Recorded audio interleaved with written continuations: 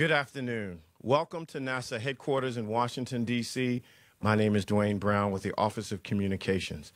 Today, we celebrate. We celebrate one of NASA's most successful science projects, NASA's Messenger mission to the planet Mercury. You will hear some of the outstanding and unprecedented science findings in addition to the engineering accomplishments of this fantastic mission. And you'll hear that this is not just the end. It's a new beginning to study the vast amounts of data that has come from this mission. We will have brief presentations, and we'll open up for questions on our phone lines, our audience, and social media.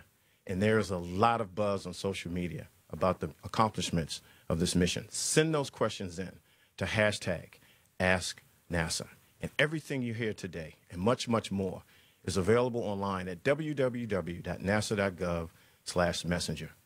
To set the stage, to set the celebration, it's my honor and pleasure to hand the mic over to the head, the associate administrator, 5-time space shuttle flown astronaut, Dr. John Grunsfeld, to set the stage. Sir. Thank you very much, Dwayne. Really exciting to be here for this celebration. Messenger is going to create a new crater on Mercury at some point in the very near future, and rather than be sad about that, we really are celebrating just a fantastic mission. NASA's mission is to innovate, explore, discover, and inspire, and I can think of no better example than the Messenger spacecraft. In order to get to Mercury, new technology had to be invented, new ways of handling some common spacecraft problems, getting rid of heat, staying cool. We all need to stay cool. New scientific instruments. And Mercury has provided plenty of surprises for us. It's shown to be we filled the scientific world and the whole world with new discoveries about this planet that we never expected. And it's inspired a world, and will continue to inspire a world in this new beginning. So we're very excited to hear about some of those results today and what's in store for the future and how we got here. Thank you very much. Ladies and gentlemen, let's take a trip to Mercury. First up, you hear Jim Green, Director, NASA's Planetary Science Division. Jim, I think we're ready to go to Mercury. It's all yours. Welcome to the celebration. We're celebrating Messenger at the planet Mercury. Mercury is our first planet, the closest one to the sun, and it's an enormously hostile environment. Enormous heat, buffeting the planet, buffeting its magnetic field, and we want to know much more about it, how it came together, its origin, and what's on the surface, and in fact what's underneath the surface too.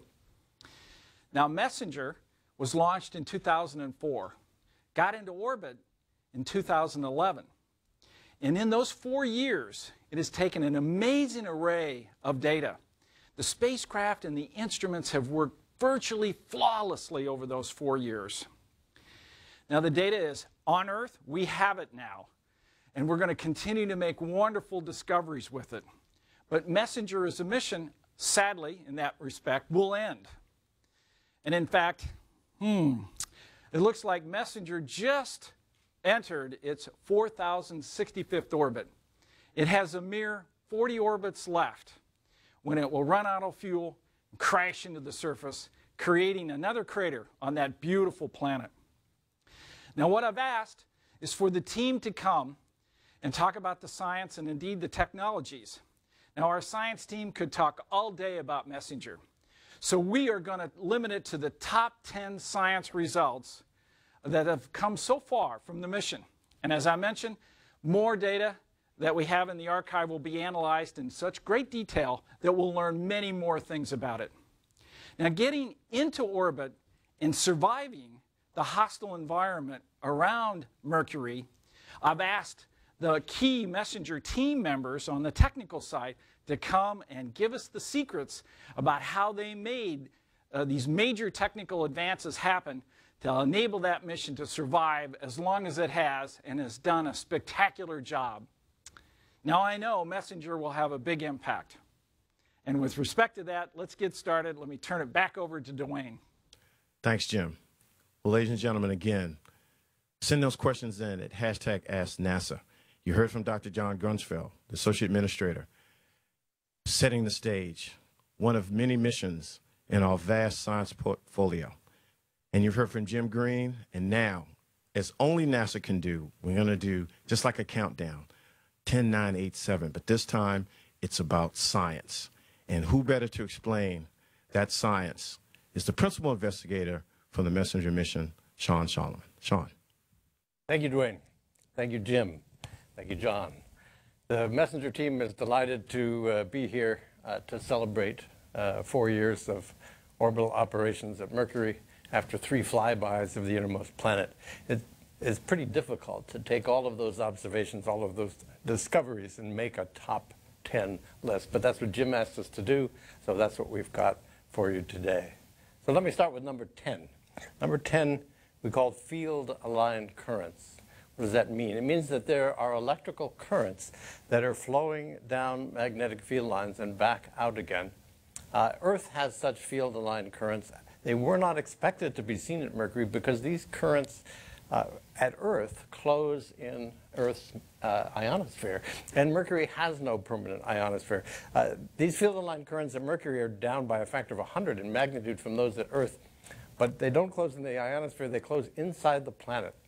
The current has to flow radially down through the resistive outer layers of the planet and then laterally at some depth where the interior is more electrically conductive. So not only is this showing us something about the magnetosphere, it's telling us about the interior of Mercury in a way that we didn't expect, and we're still working on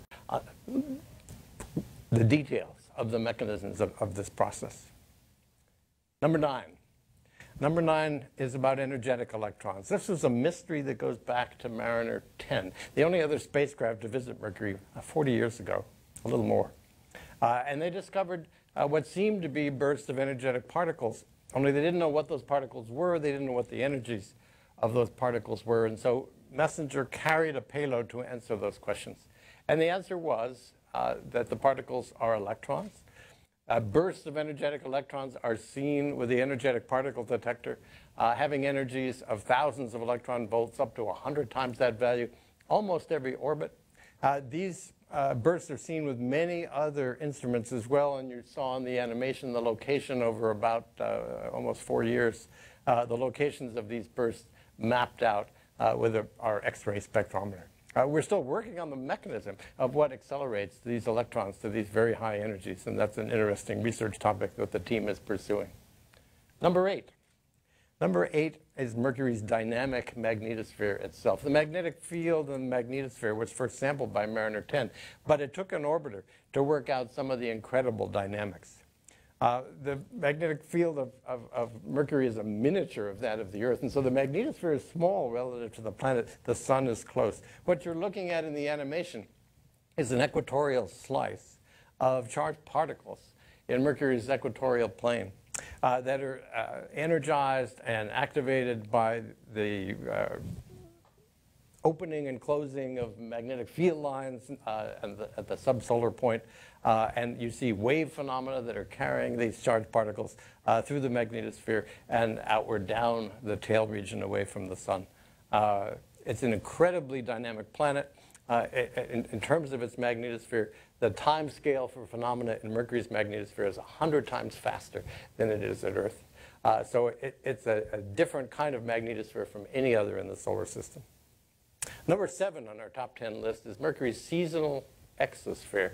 Mercury has a very tenuous atmosphere of neutral particles that has been known since, again, Mariner 10 and a variety of Earth-based observations. But Messenger has measured that atmosphere over and over again, nearly continuously over more than 10 Mercury years. And the dominant species show regular variations.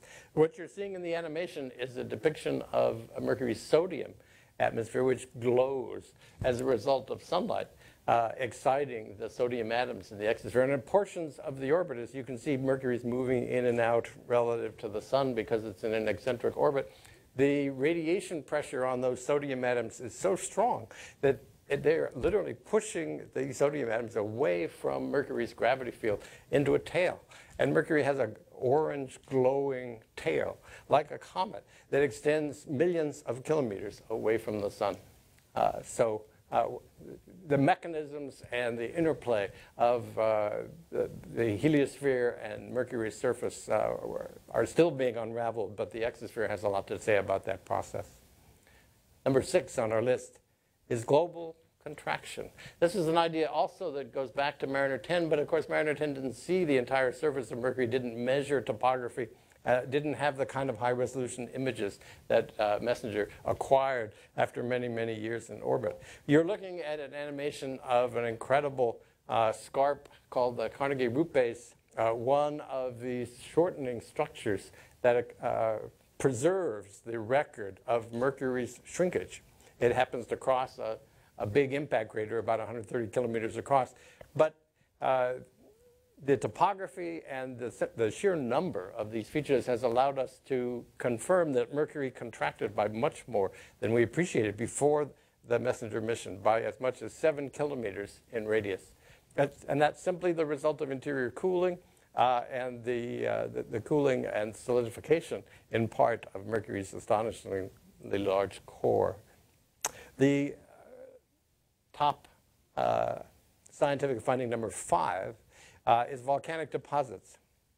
There was a debate following the Mariner 10 mission as to how important volcanism was in the history of Mercury's geological evolution, with sides ranging from not very important at all to very important. What you see from these Messenger images is that volcanism was extraordinarily important. You see valleys carved by hot, low viscosity lavas filling large impact structures. We've also measured the composition of the surface with the X-ray spectrometer that allows us to determine the abundances of major rock-forming elements like magnesium and aluminum relative to silicon.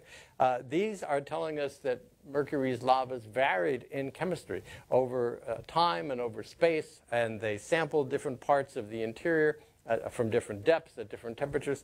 So we have a record, if only we can read it, and we're working on that now, of the melting history of Mercury's interior and the eruptive history of Mercury's volcanic deposits. Number 4 on the top 10 list of scientific results are the hollows. Hollows are a landform we didn't expect. Were discovered for the first time by Messenger once it got into orbit and took high-resolution images. You're seeing hollows in this animation on the floor of a crater about 30 kilometers across, all throughout the floor. Hollows are bright. They're depressions that have been created by the loss of near-surface material that's been excavated by impacts. They are some of the youngest features on the planet. They have virtually no impact craters on top of them. There's nothing on Mercury's surface that is younger. So this speaks to some unstable material whose identity we're still working out, but it says that on geological timescales, there are processes going on other than impact cratering very rapidly on Mercury, an astonishing surprise. Number 3 is the offset magnetic field.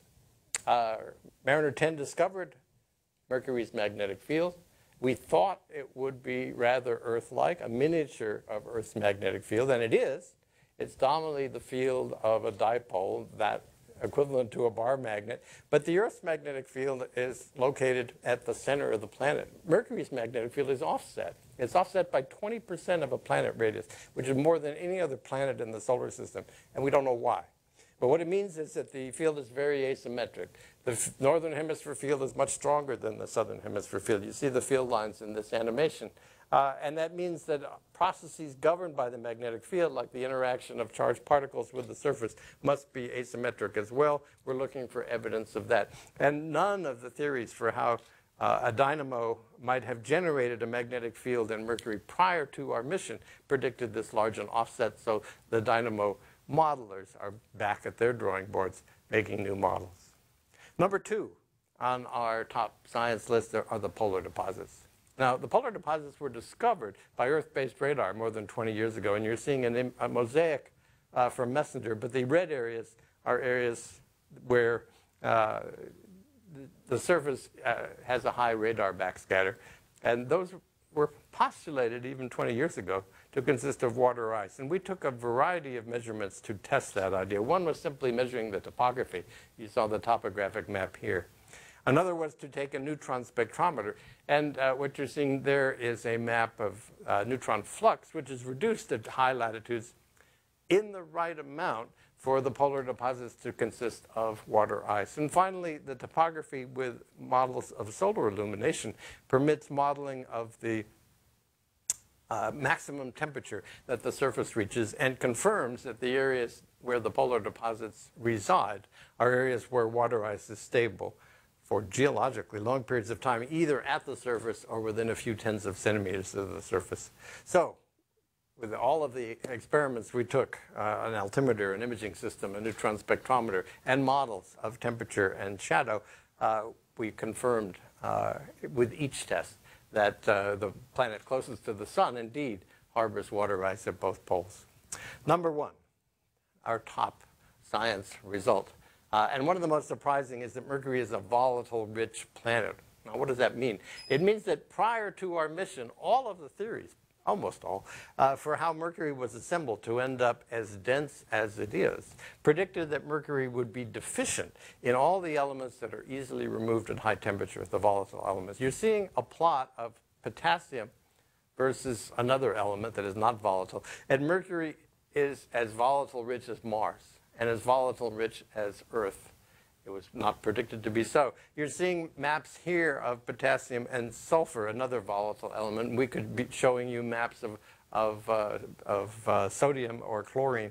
And mercury is much more abundant in all of those volatile constituents than it was predicted to be, or than we expected even before we took our instruments to Mercury. So the ideas for how the inner planets got assembled and how the building blocks of planetary materials were delivered to the inner solar system and survived the process of planetary accretion are all being changed by MESSENGER's results. So I'll stop there, but I'll say that we still do have 2 weeks of operations to go. We're collecting data. We've collected more than 10 terabytes of data. So we've been delivering those data to the planetary science community. The MESSENGER science team, and in fact the planetary science community all over the world, will be looking at these data from this mission for years, probably for decades, as we try to understand the origin and evolution of Mercury and its place in the inner solar system. Dwayne? Thanks, Sean. Well, ladies and gentlemen, you've heard the top 10. Now remember, that's the top 10. There are a lot more unprecedented science findings from this highly successful mission, all online at www.nasa.gov/messenger. And for social media, the folks out there listening to this, send your questions in. The public is abuzz about this mission at #AskNASA. Keep those questions coming. Now, let's talk about the engineering accomplishments. And there's so many, it takes more than one person. We've got the dynamic duo. They're going to share with you some of the incredible findings. Dan O'Shaughnessy, MESSENGER Systems Engineer, and Helene Winters, MESSENGER Project Manager, both from the Johns Hopkins University Applied Physics Laboratory in Lowell, Maryland. And over to the dynamic duo. Thanks, Dwayne. I'm really excited to be here to brag about the exploits of the engineering team and all the innovations that enabled this incredible mission. So we're going to start it off in no particular order with our top 10 as well. Number 10, the first Mercury orbiter. As Sean mentioned, Mercury had been visited by Mariner 10 in the 1970s, but it was not an orbiter mission, partially because it's exceedingly challenging to get into orbit about Mercury. What MESSENGER did in order to capture into orbit about Mercury is it loaded up with propellant at launch. We were more than half propellant at launch, 600 kilograms of liquid rocket fuel when we launched. And even that was insufficient. And so we had to borrow energy from the inner planets as we went on this interplanetary inner solar system carousel ride around and around, flying past the planets a record 6 times to borrow some gravity from those planets and enabling us to catch up with Mercury, and then performing one large braking maneuver, slowing the spacecraft down by a mere 1,900 miles an hour to capture into orbit about Mercury. And another unique thing about this trajectory is MESSENGER is actually a flyby mission and an orbiter mission all in one. as we had 3 Mercury flybys prior to capturing into orbit about Mercury. And the flybys offer a unique perspective of the planet because you're in locations that you can't observe the planet from when you're in Mercury orbit. Number 9, economy of space. 5, 4, 3, main engine start, 2, 1, and 0, and liftoff of Messenger on NASA's mission to Mercury, a planetary enigma in our inner solar system. Messenger was launched on a Delta II Heavy. That was the largest launch vehicle available to the mission. That meant that our mass was constrained to 1,100 kilograms at launch.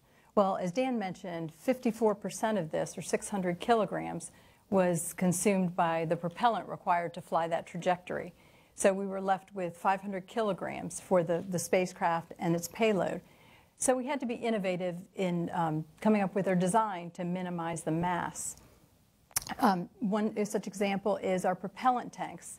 They're made of an ultra-thin titanium that's anywhere from 0.5 millimeter to 1 millimeter in thickness. We also had, our structure is made of a composite material, a lightweight composite material. We also had to limit our power because power requirements translate pretty directly into additional mass. So our entire payload operates off, at peak, off about 90 watts of power. So all the science observations that Sean described across all the instruments operate on about the same power as a standard household light bulb. Number 8, the sunscreen. So of course, getting to Mercury orbit was exceedingly challenging, as we talked about with the trajectory and the mass savings that we had to take into account. But actually operating from orbit might be a more substantial challenge. So Messenger used this very large sunshade depicted here. It's a ceramic cloth, and it's very effective at isolating us from the thermal environment of the sun. It's very lightweight, and on the front side of the shade, you might see temperatures in excess of 600 degrees Fahrenheit, hot enough to cook your pizza. And on the back side of the shade, it's a comfortable room temperature.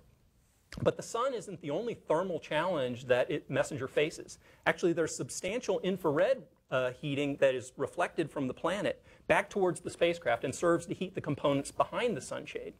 So Messenger uses an intricate dance of orientation changes to help balance the heating across the various surfaces of the spacecraft to keep all of our sensitive electronics below their peak operating temperatures.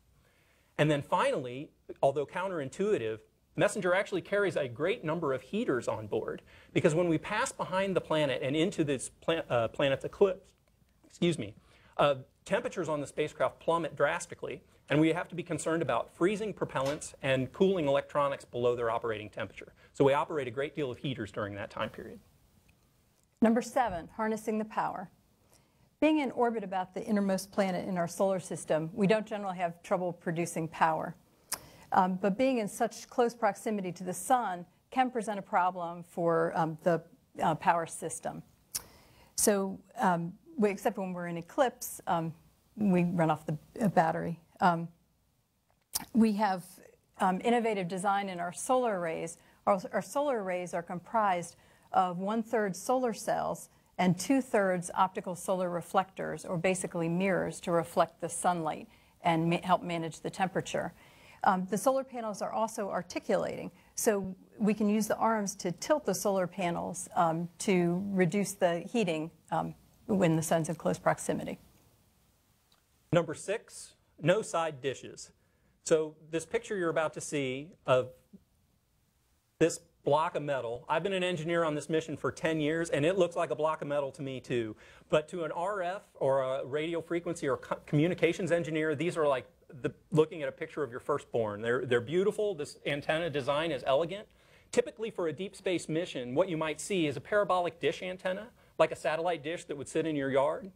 Messenger couldn't use such a dish because it's heavy, and the gimbal that is required to keep the dish trained on the Earth while we keep our sunshade pointed towards the sun would have required complexity that wouldn't have been tolerant of the thermal environment that we experience or the heating that we experience at Mercury. So this elegant design was actually borrowed from the military and repurposed for Messenger, and has allowed us, as Sean had mentioned, to downlink more than 10 terabytes of data from the spacecraft, even though it's as much as 100 million miles away from Earth. Number 5, SciBox. Messenger's payload is comprised of 7 science instruments and a radio science experiment. So each one of these has different operational constraints and different goals for the science. So planning for them is very complex, especially if done manually. So we've developed an application called SciBox that allows us to automatically generate the instrument command sequences based on the instrument constraints and goals and spacecraft operational constraints as well. And because it's automatically generated, it allows us to readily reprocess if any of those parameters should change. Number 4, fire sale. So Messenger had these record 6 planetary flybys, but those planetary gravity assists actually didn't come for free.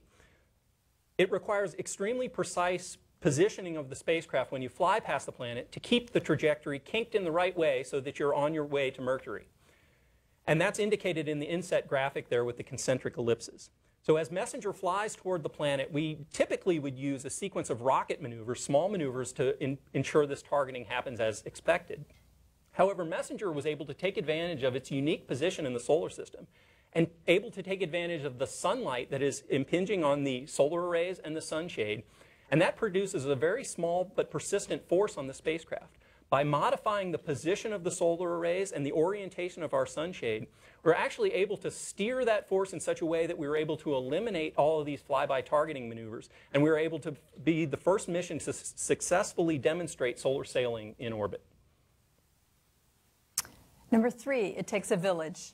This is not intended to be a political statement, but we thought it was appropriate for a mission. There's so many people who've been involved in this mission.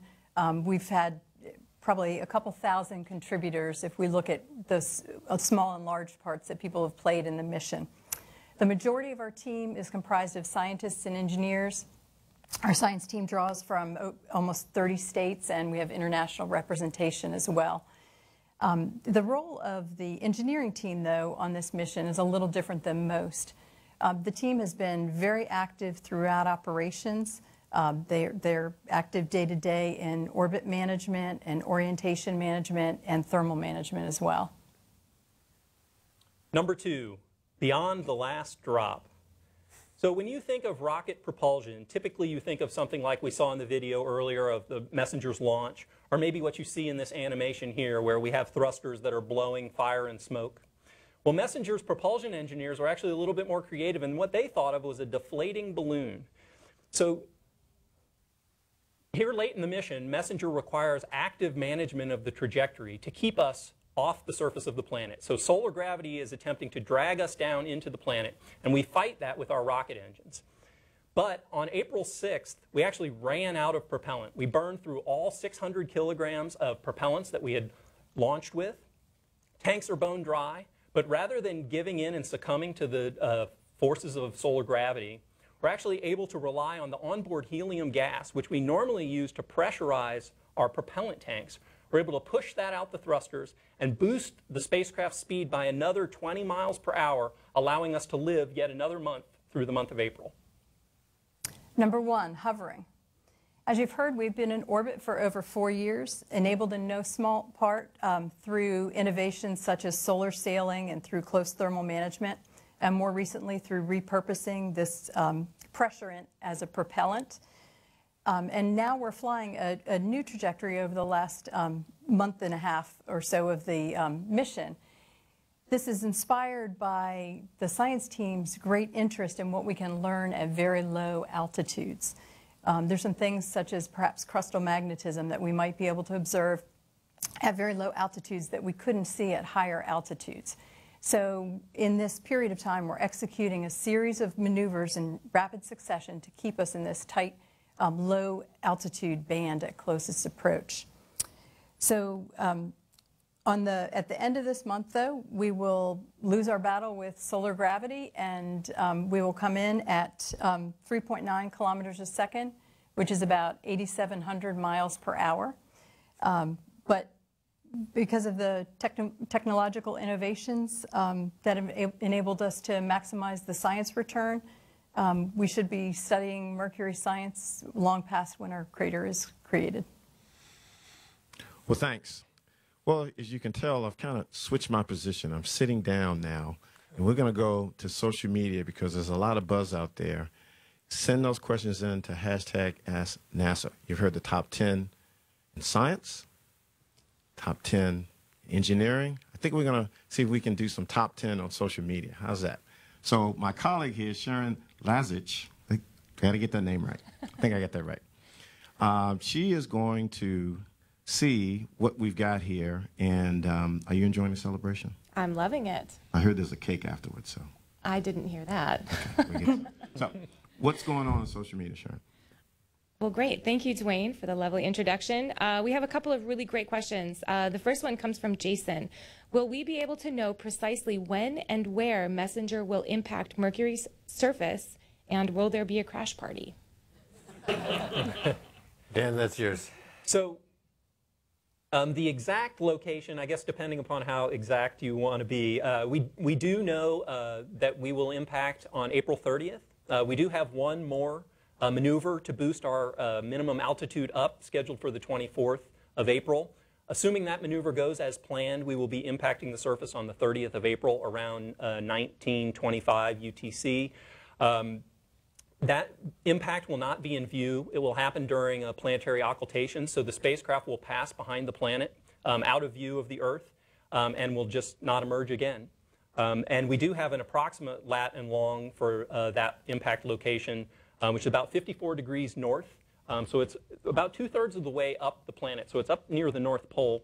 So that's our current estimate, best estimate of the impact location. Great, thanks. We have two questions actually that I'm going to combine, one from Alex, the other from Brian. Out of all the new discoveries that MESSENGER made, what do you think is the most interesting and which do you think is the most important?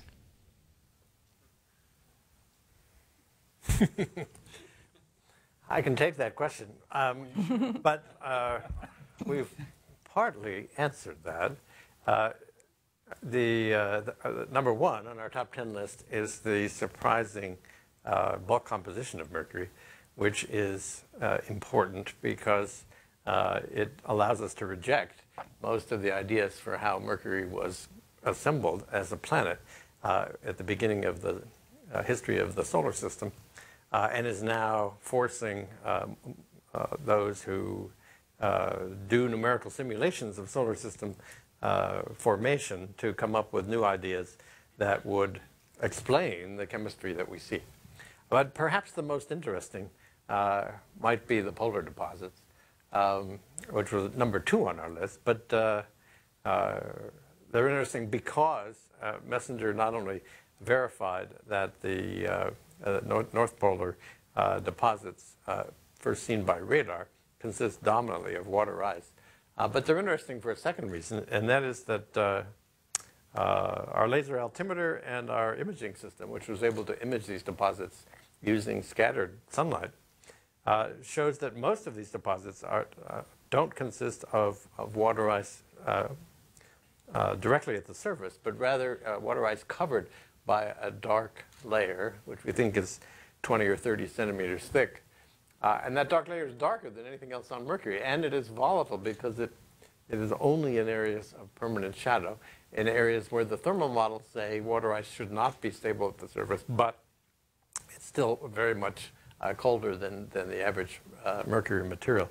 So the team has put forward the hypothesis that this dark material is in fact organic, carbonaceous material delivered to Mercury by the same objects that brought the water ice, stored in these deep freezes at the North and South poles, and giving us a record in these poles of the delivery probably from the outer solar system, not only of water ice, but of what on our planet were once some of the building blocks of organic chemistry and life here on the planet closest to the sun. So Mercury, therefore, preserves a record of some very interesting processes in solar system history, and those polar regions, I think, are calling out to people like Jim Green and saying, Send us another spacecraft. We have some more stories to tell.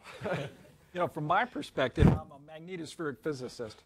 And so I really enjoyed the magnetic field topologies, the concept that the northern and southern hemisphere magnetic field intensities are different. And how does that really happen inside a planet? You know, also the auroral currents, the concept of these field-aligned currents coming down through the crust across the large core where the currents must be existing that are facilitating moving that current then up out of the other side.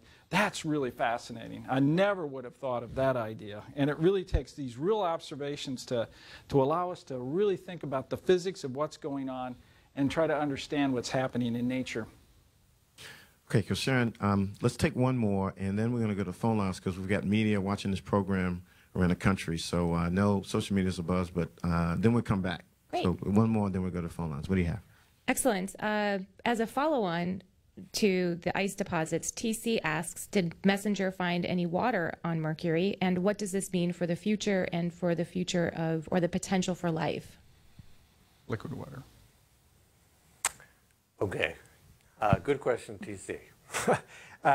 If by water, TC means liquid water, the answer is no. If by water you mean the chemical compound H2O, yes, we have it in the water ice. We don't see anything in the geological features that's indicative of running water, as we see on Mars and many other bodies farther out in the solar system. And even in the spectral observations, our team looked for evidence of water being taken up by other minerals and changing the mineralogy by hydration.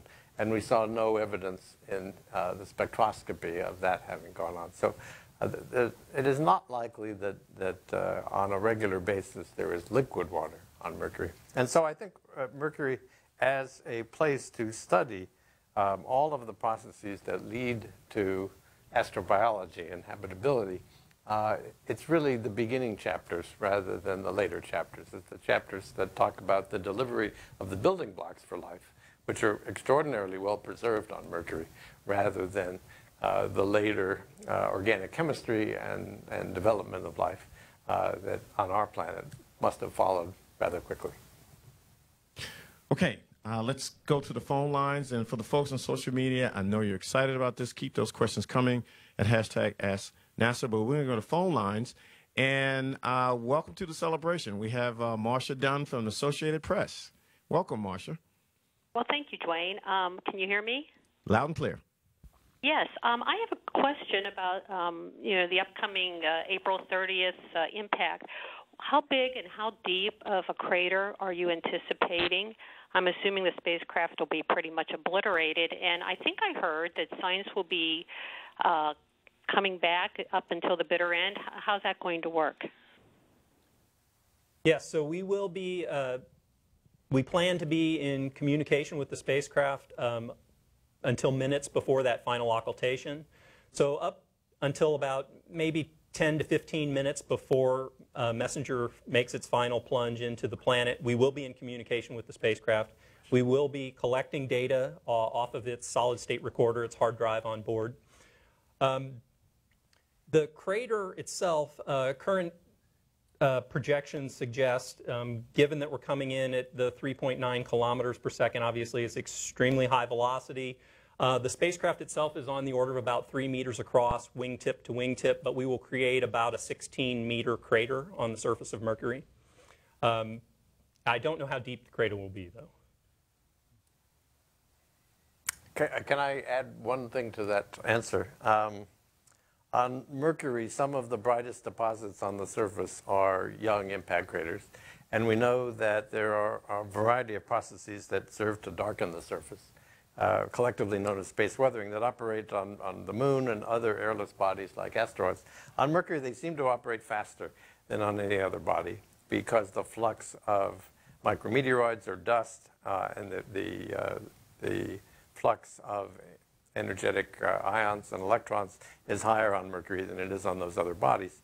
But we still don't know the rates of these processes very well. So having an impact crater, even a small one, whose origin date is precisely known, will be an important benchmark. And there is another mission heading to Mercury in a couple of years, and that's the Bepi-Colombo mission, which is a joint mission of the European Space Agency and the Japan Aerospace Exploration Agency, and it's carrying a NASA.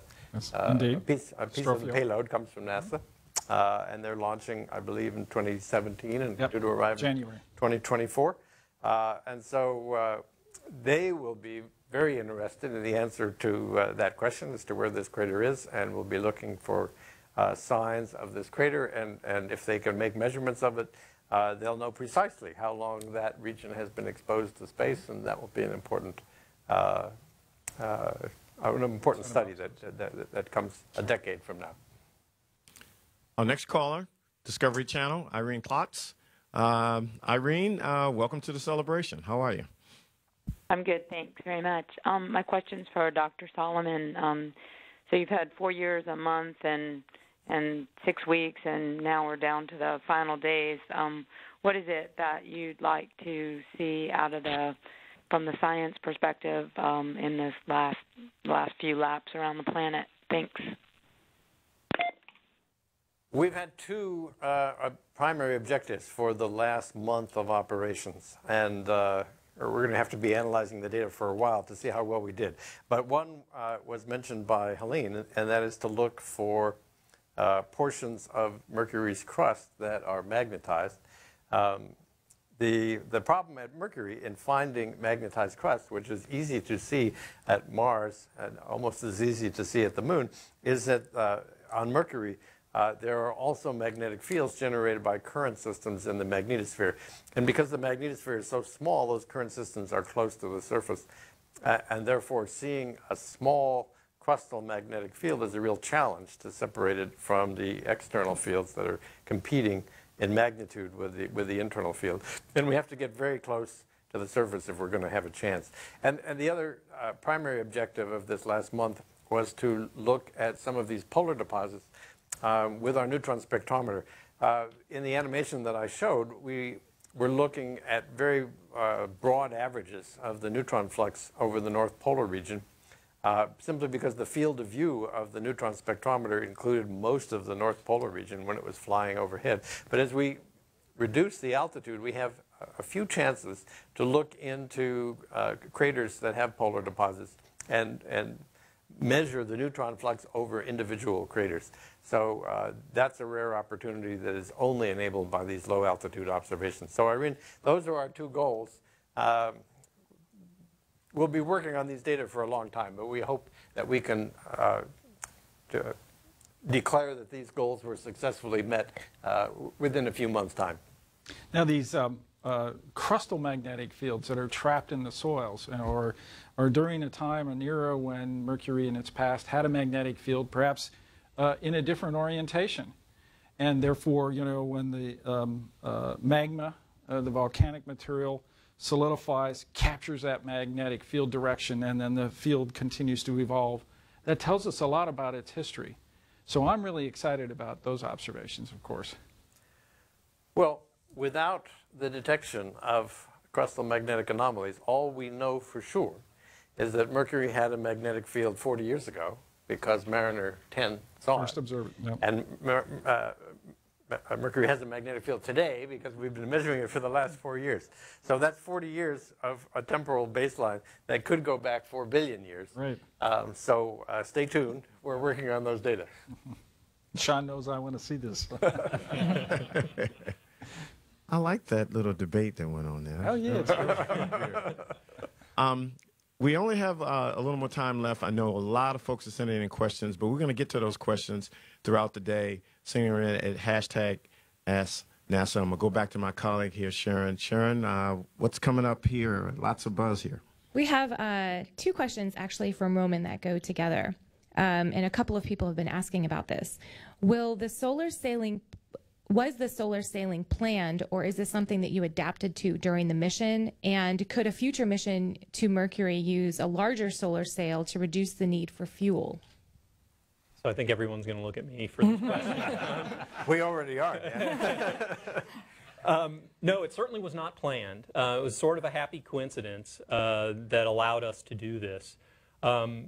And we actually didn't exploit this technique until our first Mercury flyby. And it was only a couple of weeks before the first Mercury flyby where we realized that this might be a usable option for eliminating some of these propulsive maneuvers. That demonstration worked very nicely, although it was not as complicated as we got to be later in the mission when we had a little bit more time to do it more carefully and considered. Certainly, any spacecraft that is going to visit Mercury is going to experience a great deal of solar radiation. Whether a spacecraft takes advantage of that solar radiation is, of course, up to the designers, but we do believe that it's certainly a technique that could be used. Now, Messenger wasn't making drastic changes to its trajectory. It's certainly a small spacecraft, but we didn't need drastic changes to our trajectory for this particular application. If you want to get to Mercury with only a solar sail, you certainly need something that probably is outside our current technology base. But many people are starting to think through those types of missions and explore the technology that would be required. From my perspective, this is really one of the great things about NASA and the teams that really understand not only your spacecraft systems, but also working with the scientists to understand the environments they're in. What constantly surprised me, quite pleasantly, although Sean and I would joke about it a little bit, is Sean would call me up and say, hey, we got another, so much fuel we can stay up another year. And that was really great, all unanticipated, all unplanned, but that's just absolute genius to be able to take and use these techniques to benefit the mission and more so the science. And that makes Messenger particularly special for us to understand, learn about, and then apply to our next missions.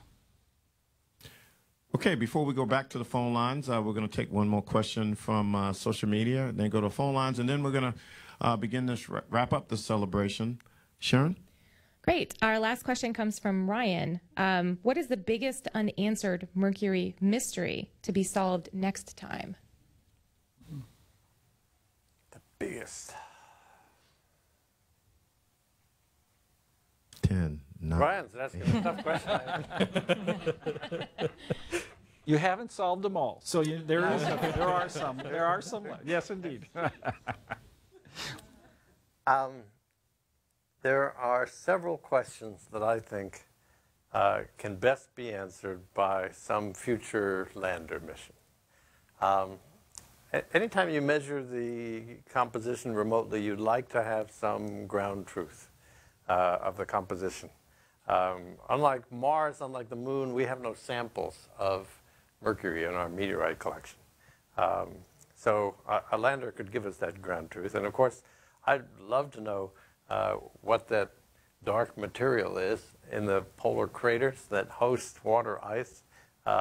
It's educated guess right now that it's organic material from the outer solar system. But if we could send some in situ and analytical instruments on a lander that could actually sample that stuff, dig through, and make sure there is ice underneath, and then tell us what that material is, I think that would be a terrific mission.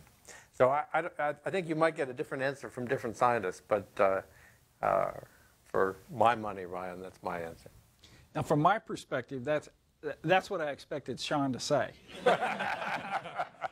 And the reason why is in planetary science over the last 50 years, we've really put in place a very methodical program where we fly by, we orbit, we land, we rove, and we return samples.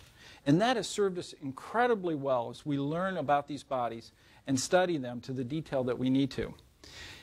We've done our flybys with Messenger, but before then, indeed, the Mariner spacecraft, Mariner 10, went by a couple times. Now we've gotten into orbit, and indeed that next step is getting down to the surface. And that really propels our science forward. We're going to take one more question from the phone, and then my colleague here, Sharon, has a message to the entire Messenger team that would be certainly appropriate.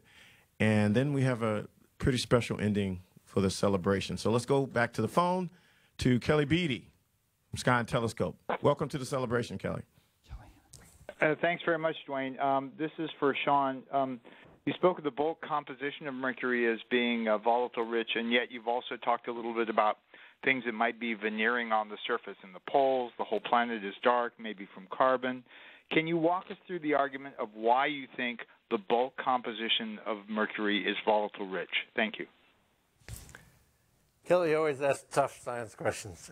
He's well-trained, went to my alma mater. But here are some of the arguments I would use, Kelly. In terms of a veneer, it would be hard to explain many of the chemical variations and elemental variations that we see in terms of a veneer, because many of the elemental measurements relate to geological units. Many of the characteristics associated with color and spectral reflectance relate to geological units. For instance, I'm not sure everybody can see what I see, so I guess I won't point to that. But an example is the low reflectance material, which was identified on the basis of spectral mapping, is all associated with excavated material that was once at depth and has been brought to the surface by impacts, and therefore can't be where it is now because of some veneer. The abundances we're seeing of some of these volatile elements are very high, and they don't correlate with each other or with other major elements like iron, as they would if they came from common solar system materials and were laid down as a veneer. Moreover, there are geological processes that tell us there are volatiles at depth. One of them are the Hollows deposits, which are almost exclusively confined to impact craters and represent material that's unstable at the surface of Mercury, but presumably were stable at some depth and went through some recent loss process only when that material was excavated by an impact crater, brought to the surface, and then exposed to Mercury surface conditions. Secondly, among the volcanic deposits of Mercury are dozens of pyroclastic deposits. These are, by analogy with similar deposits on the moon, identified on the basis of their brightness, on the basis of the differences in color from their surroundings, the central vent that appears to be the source of material that mantles the surrounding terrain. Pyroclastic deposits are products of explosive volcanism that on Earth and on the moon and other bodies is driven by the release of volatiles from a rising magma as pressure is reduced as this magma gets closer to the surface. And so somewhere along the path of erupting magmas, at least on these dozens of sites of pyroclastic deposits, there must have been volatiles in the interior that were part of the magma system and were released from the magma and helped drive these explosive volcanic eruptions. So you have the measurements of the volatile species at the surface, which don't match any particular other object in the solar system that could have been a source of a veneer. And then you have geological processes which point to interior volatiles in the hollows and the pyroclastic deposits. So I think, Kelly, we're stuck with Mercury having volatiles in the interior as well as the surface.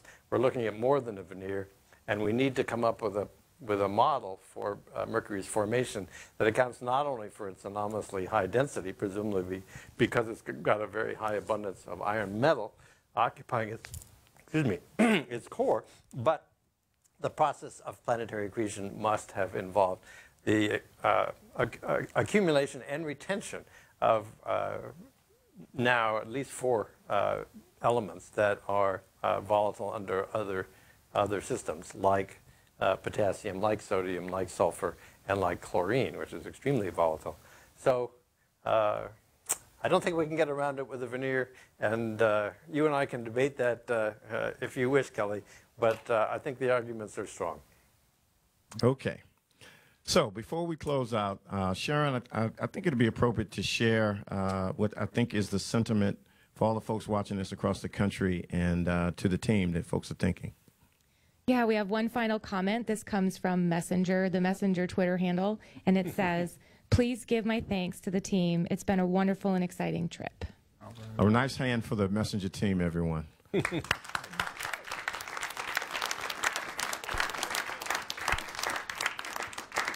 So, ladies and gentlemen, I want to thank you for joining the celebration. Congratulations to the Messenger team, their commitment, their determination, one of NASA's most successful science projects. And it's one of those times when it makes you feel really good as NASA continues its quest to the solar system and beyond. We're going to end with a video, which I think says it all. The music is by David Dexter Britton. And perhaps it's saying, Mercury, it's not goodbye. Perhaps we'll see you again.